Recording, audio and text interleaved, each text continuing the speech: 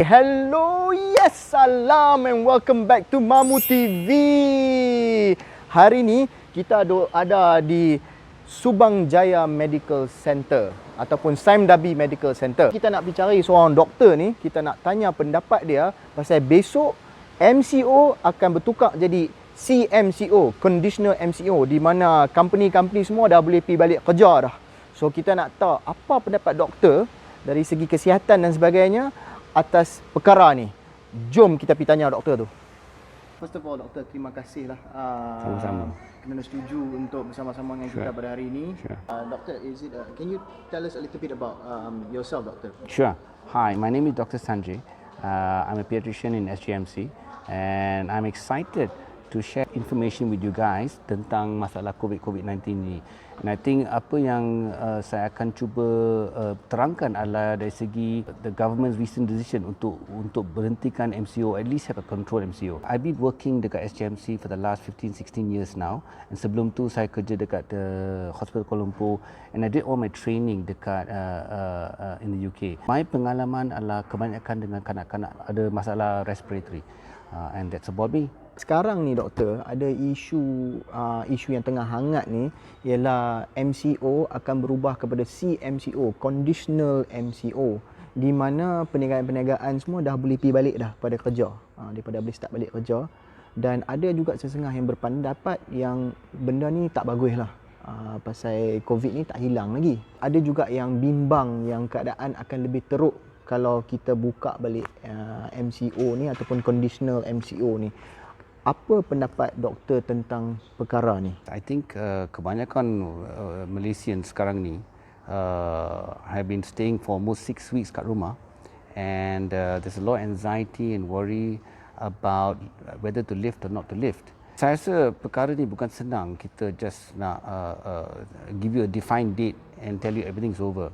There's no easy answers, and I think I must now praise our Director General of Health. Nur Hisham, I think, has been the face of Malaysia and has given support to Malaysians every day. I think that's critical. And to make that decision, bila kita nak buka MCO ke tak, bukan decision yang senang. And I would seriously think no one in the world actually knows that special time to open. Lebih lama kita have this MCO, definitely risiko untuk dapat kuman ni akan semakin kurang. That's a clear thing. So lebih lama, the numbers will keep dropping.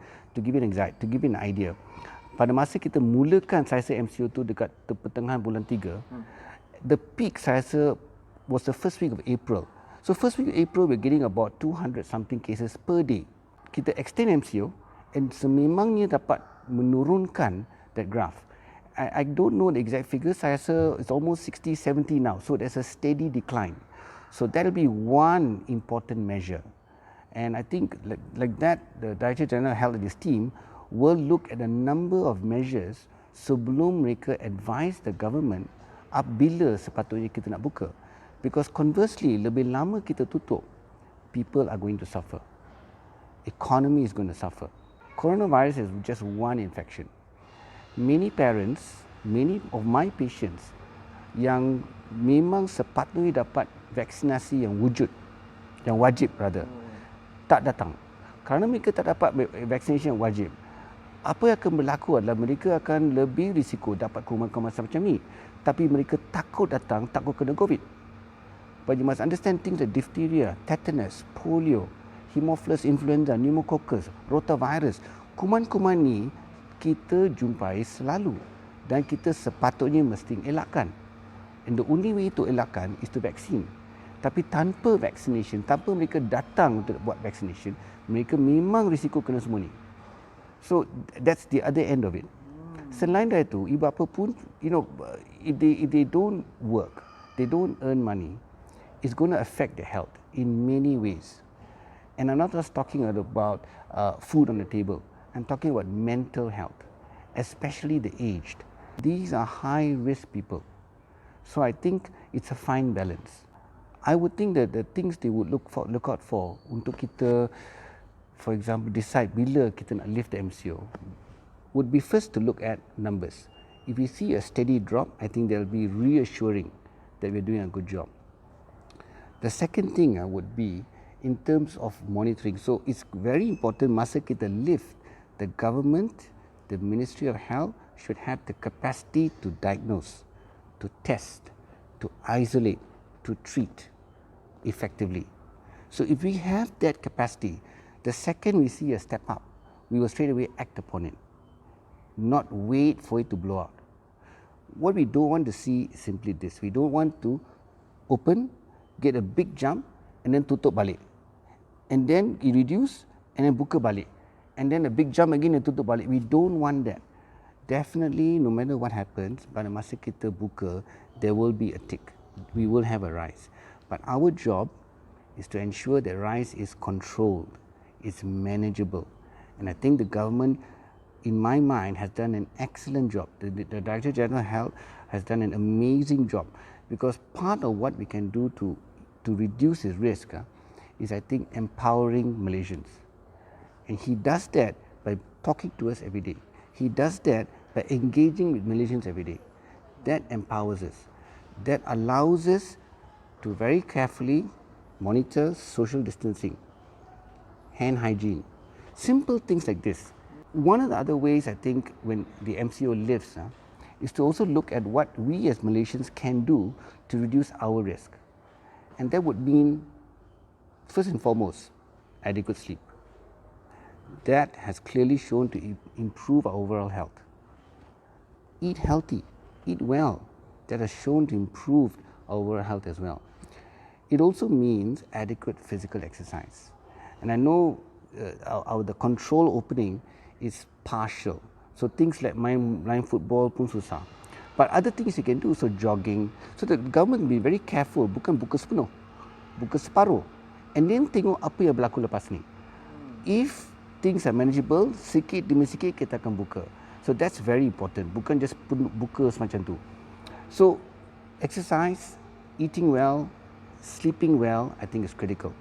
That also improves your immune system and that helps fight the infection. Nak tanya doktor satu lagi, adakah sistem kesihatan di Malaysia ni, adakah dia mampu untuk mengawal kes-kes COVID ni bila kita dah buka MCO ni? Saya harap sedemikian. Saya harap.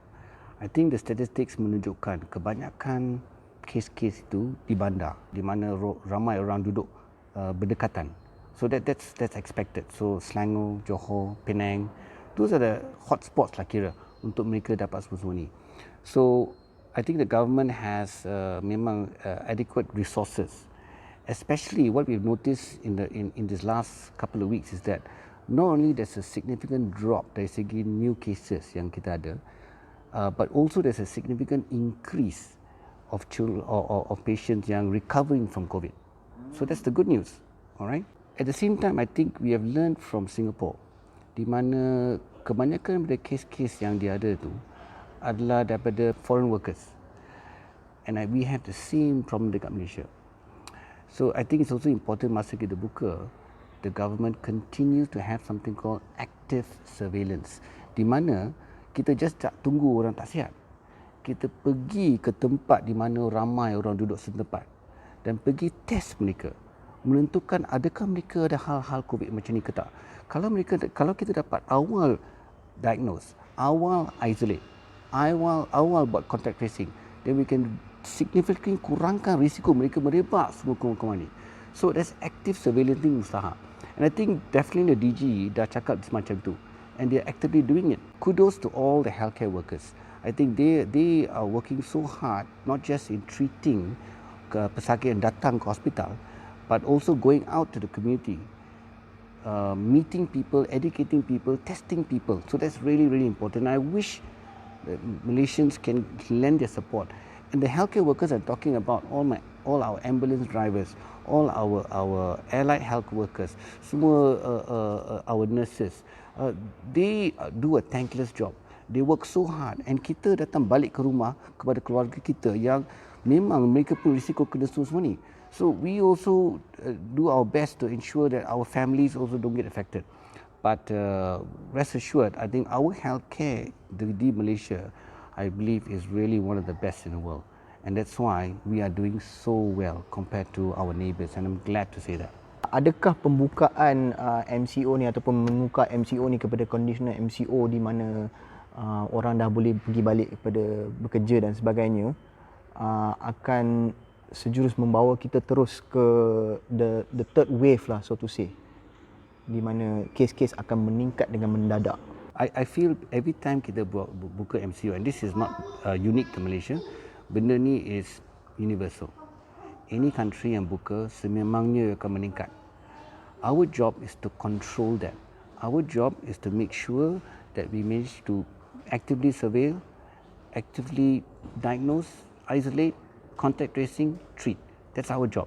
And we hope we can do it effectively. So, walaupun the government yang cakap kita akan buka MCO, it's good they're doing it in stages. So, it's control. So, large gatherings, a definite no-no. I think this is very important. And then, kita continue to survey. And kalaulah kita nampak, oh, saya rasa ini semakin meningkat, and there'll be a point where we say kita terpaksa tutup. Saya harap tak begitu. And definitely one of the ways untuk kita elakkan tutup balik is the support of Malaysians. That will be critical in hoping that we can reduce that third wave. We've kind of recognized masalah COVID-19 ni, as you guys are aware, is a virus. And this virus quite easily can transmit kepada seseorang. And I think there's so much of information di sana untuk cuba kita kurangkan risiko kena virus ni. And that means the main buzzword now is social distancing. So that'll be the first thing you need to do. Do not go to places where there are large gatherings. You know, it's so unfortunate benda ni berlaku di mana nak raya ni. And of course, you know, the culture is balik kampung. And this culture balik kampung bukan just for Muslim. This is culture semua orang Malaysia akan balik kampung. So that'll be the first thing. Elakkanlah tahun ni. Please understand, bila you balik kampung, yang duduk kampung tu orang tua. Mereka kena, susah kita nak uruskan. The government can only do so much. The government can do testing, we can isolate, we can treat. Tetapi our resources pun is not infinite. Bukan yang kita ada berbanyak cukup duit dan cukup resources untuk treat all Malaysians. Also, the resources bukan perfectly spread. The resources in cities are better. The resources in the different smaller states are less, more difficult. So it's not going to be equal treatment for everyone. This is not just unique to Malaysia. The larger the country, the more difficult. So this is a real problem. So balik kampung, the problem goes to the kampungs. The resources there are far less than this bandar. So people need to be mindful, okay? And people need to understand that this is not the time to go back.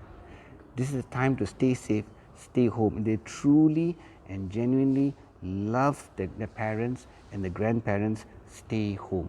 That would be the best. Saya ada juga dengar-dengar, doktor, yang kes COVID ni bila dia kurang melanda pada kanak-kanak dan juga bila ada pada kanak-kanak, kes tu dia tak teruk. It's not severe.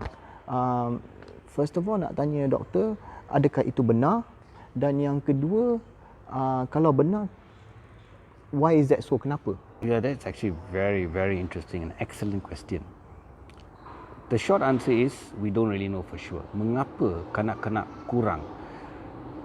I think for now, that is the one and only kuman yang kita tahu di mana kanak-kanak kena kurang.